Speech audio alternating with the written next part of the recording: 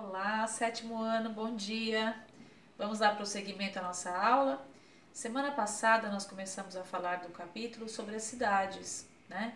O mundo urbano, como que elas começaram. A gente começou a falar sobre as origens, né? Dos vilarejos, falei do Brasil, como que aconteceu. E falei também que nessa aula eu iria comentar com vocês a respeito das cidades espontâneas e cidades planejadas. Cidades que crescem espontaneamente e cidades que são planejadas para serem cidades realmente.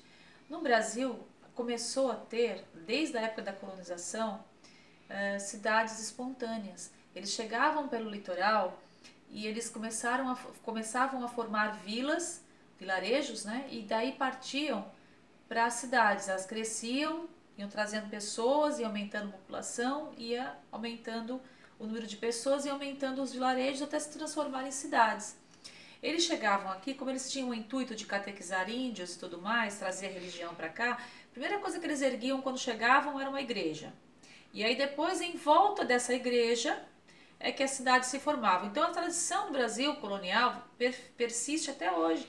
Você pode ver que as igrejas das pequenas cidades, ou até das cidades grandes, das metrópoles, que você vai perto de litoral, como Salvador, Recife, Fortaleza e tantas outras capitais nordestinas, por exemplo, as igrejas que são as principais, são as matrizes, né, elas ficam realmente, fica sendo símbolo de tudo e as cidades começam a crescer em volta dessas igrejas. Então tem muitas cidades no Brasil que são espontâneas. A maioria delas cresceu de maneira desordenada, de maneira espontânea.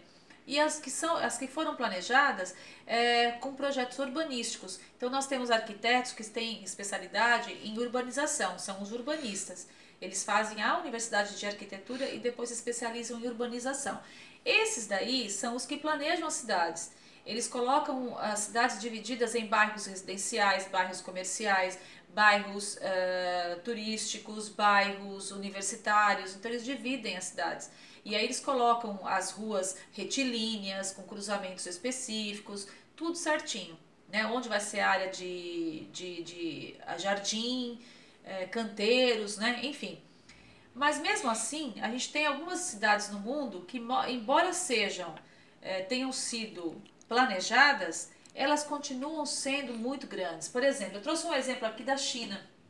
A cidade aqui, chinesa, Pequim, por exemplo, ela é uma cidade no caos planejado, quer dizer, ela foi planejada, as ruas são retilíneas, tem alguns cruzamentos, mas eles chamam de caos planejado porque é uma cidade muito grande, com muito trânsito, com muitas pessoas, e no próximo bloco eu mostro para vocês o outro lado dessa faceta aqui da China. Aqui é o lado planejado, mas que nas periferias ficam as partes que não são planejadas.